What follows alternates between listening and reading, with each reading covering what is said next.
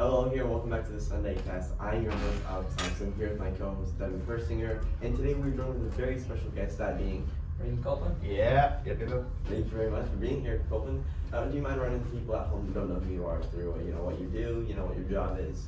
Yeah, well, I'm a third-year head coach for Holland Dicker. Been here for 3 years now.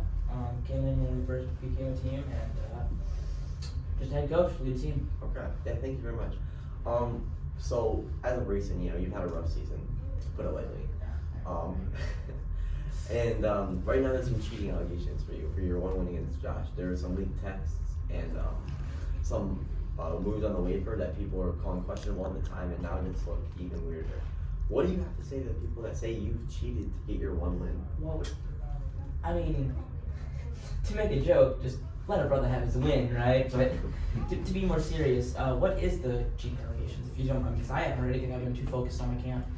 Okay, so obviously there's a lot of backlash about picking up the kicker, the Cardinals kicker. Chad Ryland. Yeah. Okay. Well, my whole thing on that is you gotta do anything you gotta do to win, right? Don't tell me you wouldn't. A win is very important in this league, For sure. no matter where you are. So if you would, anybody in this room would do that.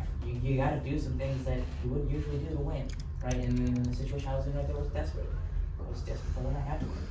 I wouldn't really consider that cheating. I mean, if you think about it, in this league, you have to be the manager. You have to look at stuff. You have to be on time with stuff. Like with my waivers this week, I have to be on time with my waivers. Herbert was on a bye, and I had to go pick up a quarterback. So I was the first guy to go pick up Bryce Young. I went up to go pick up Bryce Young, and no one else was performing. You have to be the first guy to do things, and Josh was the first guy to pick up that kicker. Okay. So I have a question. I really respect what you do and how you play this. But do you think you can keep getting away with these things before the league takes action? Well, I don't know what these things are and The how they're allegations. considered as cheating. Because, look, Allegations. I realized what I did wasn't cheating.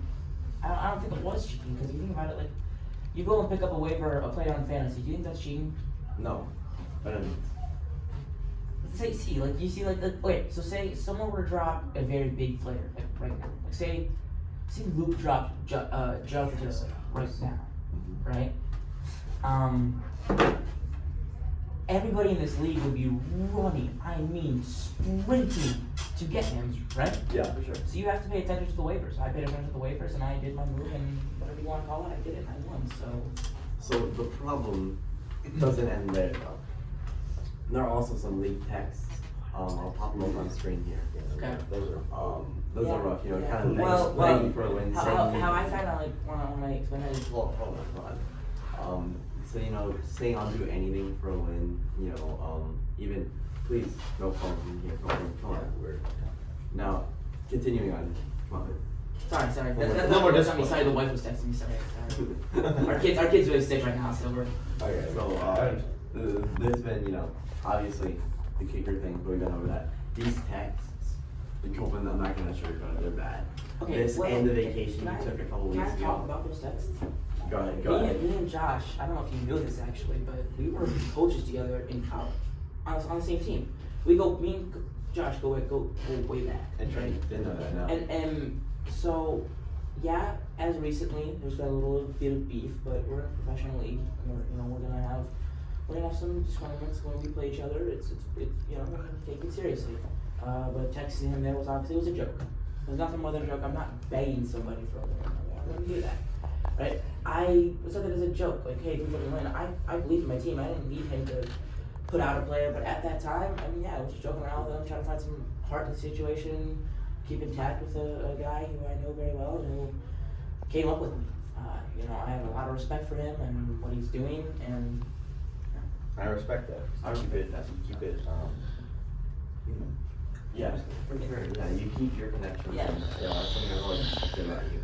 But really, the main point that I'm trying to make here is that there's all these controversies stacking up on one another. All right, and you're obviously 1-10. There was just that thing with the owners that you had with me from meeting you guys. Yeah. Cole being your new owner. It really gets to a point. And what do you like? Do you think it's valid for some of these fans to be wondering if you're kind of ushering this all in, or if like it's just some kind of bad omen? Well, that's a good question, but how I look at it is, I didn't do anything with Nathan. That was all Nathan. Nathan was literally the guy that attacked me, was going towards me.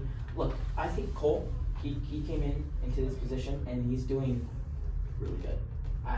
I believe that this season was rough early on, and that just didn't help us later in the season. Right, early on and now. I see you mouthing over there. As a coach, we have good instincts. But no, I think next season is gonna be completely different. We'll have completely new management, so it'll be a lot better. Okay, thank you. We have one more question from right here. Yeah. Yeah. I know you've been asked it a long time. We've had some bad things to say. Devin, do you want to do it? I have a feeling what this is gonna be about. How do you feel About running the Milk Mile. So How do I feel about it? Well, I'm not like I am the worst team in the league, easily. Okay, but there are some teams that are close to me. Have you been preparing to run? Have I been Have preparing? you been, Well, like, look, my entire life I've been a huge milk drinker. I'm actually kind of confident in it. I'm not as worried because I'm a huge milk drinker, so that actually might be easy for me.